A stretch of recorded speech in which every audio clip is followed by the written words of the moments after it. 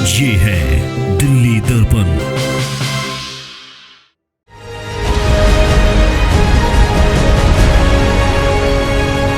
ये ड्राफ्ट खामियों से भरा हुआ है। चुनाव आयोग ने किया है ये संदेह के घेरे में। नमस्कार, आप देख रहे हैं दिल्ली दर्पण टीवी और मैं हूं राजेंद्र स्वामी। दिल्ली नगर निगम चुनावों की हलचलें फिर तेज हो गई हैं। परिसीमन कमेटी ने अपनी रिपोर्ट दी है, तो अब इंतजार चुनाव आयोग को उन आपत्तियों का है जो पॉलिटिकल पार्टियों को या जनसाधारण को देनी है, और उन आपत्तियों के बाद फाइनल ड्राफ्ट तैयार होगा और उसके बाद ये अनुमान लगाया जा रहा है कि लगभग दिसंबर या जनवरी के आसपास चुनाव हो सकते हैं। तो इस वक्त हमारे साथ हैं हरिशंकर गुप्ता, कांग्रेस की तरफ से जो गठित कमेटी है दिल्ली नगर निगम चुनाव के ड्राफ्ट को तैयार करने की, जो सलाह वो चुनाव आयोग को देगी, उसके चेयरमैन हैं। इनसे हम बात करते हैं। हरिशंकर जी, इस ड्राफ्ट को आप किस तरीके से देखते हैं? क्या कुछ सुझाव भी देने जा रहे हैं आप? देखिए, अभी एक दिन हुआ है इस ड्राफ्ट को आए हुए हैं, और एक दिन के अंदर जो अध्ययन हमने किया है, ऐसा महसूस होता है कि किसी दबाव में दिल्ली के चुनाव आयोग ने इस ड्राफ्ट को बनाया है, क्योंकि जो मापदंड हमेशा परिसीमन के रहे हैं लगभग उनका उल्लंघन होता दिखाई दे रहा है। और कल से आज तक जो कांग्रेस के जो हमारे वरिष्ठ लोग हैं, विधायक रह चुके हैं, नगर निगम पार्षद रह चुके हैं, मेयर रह चुके हैं, उन तमाम लोगों से बातचीत के बाद में व्यक्तिगत रूप से जो मेरा निष्कर्ष है, ये ड्राफ्ट खामियों से भरा हुआ है। इसमें ना तो जो मापदंड पॉपुलेशन का रखा गया था 2011 की टोटल दिल्ली की जो पॉपुलेशन थी 1,64,00,000, उसको अगर हम विभाजित करें 250 सीटों के अंदर, तो लगभग 65,000 के करीब पॉपुलेशन बनती है। वो मापदंड भी नहीं रखा गया। एक विधानसभा में पहले 3 वार्ड थे, कहीं पर 4 हुए हैं, कहीं 4 से 3 हुए हैं। उन वार्डों का जो निर्धारण हुआ है विधानसभा के अंदर भी, वो भी तर्कसंगत नहीं महसूस होता। दूसरा, उन वार्डों की जो जनसंख्या है, वो तो कहीं तो अगर एक विधानसभा में 3 वार्ड हैं, कहीं तो जनसंख्या 55,000 हो गई है और कहीं जनसंख्या 87,000 हो गई है।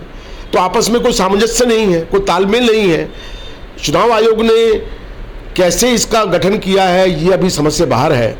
और बड़ी हैरानी और आश्चर्य की बात है कि इस प्रकार का जो निर्धारण उस सीटों वार्डों का हुआ है, वो आज तक देखने को नहीं मिला। बहुत ही मापदंडों को उल्लंघन करते हुए सच्चाई से परे इनको रखा गया है। दूसरा, वार्डों के नाम बदले गए हैं, और वार्डों के नाम उस वार्ड का जो प्रोफाइल है उसके साथ में मेल नहीं खाते, बदलने को बदल दिए हैं। तो कुल मिलाकर मैं कह सकता हूं कि किसी न किसी राजनीतिक दबाव के चलते हुए ये ड्राफ्ट बनाया गया है, और इस पर घोर आपत्तियां आएंगी। आज हमारी शाम को 4 बजे प्रदेश कांग्रेस कमेटी कार्यालय में बैठक है समिति की। उस समिति में भी हम निर्णय लेंगे कि किस प्रकार, किस रूप में हम जो है चुनाव आयोग को अपनी आपत्तियां जमा कराएं, वो हम निर्णय भी लेने वाले हैं। मेरी बहुत सारे और लोगों से बात हुई है, उनका ये कहना था कि कहीं ना कहीं ये जो परिसीमन है बीजेपी को लाभ पहुंचाने वाला है। ऐसा कुछ लगता है क्या? देखिए, मैं नाम नहीं लेना चाहता, लेकिन मैंने शुरू में ही कह दिया है कि विशेष राजनीतिक दबाव के इस ड्राफ्ट को तैयार किया गया है, और अभी हम इसको और अध्ययन कर रहे हैं। उसके बाद में स्पष्ट रूप से इस ड्राफ्ट के ऊपर हम टिप्पणी करेंगे। कांग्रेस की औपचारिक टिप्पणी इसके ऊपर होगी, लेकिन आज मैं कह सकता हूं कि ये जो परिसीमन का जो प्रारूप सार्वजनिक चुनाव आयोग ने किया है, ये संदेह के घेरे में। चलिए, आपको लगता है कि जो आप चुनाव आयोग को अपने सुझाव और सुजेशन और शिकायत जो देंगे, उसको कितना माना जाएगा, और भी जो इंडिविजुअल लोग देंगे उनको? नहीं, पूरा संघर्ष होगा इसके लिए। ना मानने का सवाल ही पैदा नहीं होता। जिन मापदंडों को लेकर परिसीमन की परिभाषा तय की गई थी, अगर उन मापदंडों से हटके अगर ये कार्य किया जाएगा तो कांग्रेस पार्टी विद्रोह करेगी, आंदोलन चलाएगी। और इसके लिए हम लोग जल्दी ही जो चुनाव आयुक्त है विजय देव जी, उनसे हमने समय मांगा है, मिलने के लिए भी जा रहे हैं। चलिए, ये थे हरिशंकर गुप्ता जी, जिनका साफ मानना है कि जो मौजूदा परिसीमन है उससे कांग्रेस खुश नहीं है। बहुत सारी इसमें खामियां हैं, और अपनी इन खामियों को लेकर के वो चुनाव आयोग के दरवाजे पे जा रही है और उन्हें अपनी आपत्तियां दर्ज करा रही है। अगर इसे नहीं माना जाता है तो कांग्रेस इस पर संघर्ष करेगी। कैमरामैन जसविंदर के साथ राजेंद्र स्वामी, दिल्ली दर्पण टीवी। लेटेस्ट खबरों के लिए सब्सक्राइब करें हमारा YouTube चैनल या फिर लॉग ऑन करें www.delhidarpantv.com।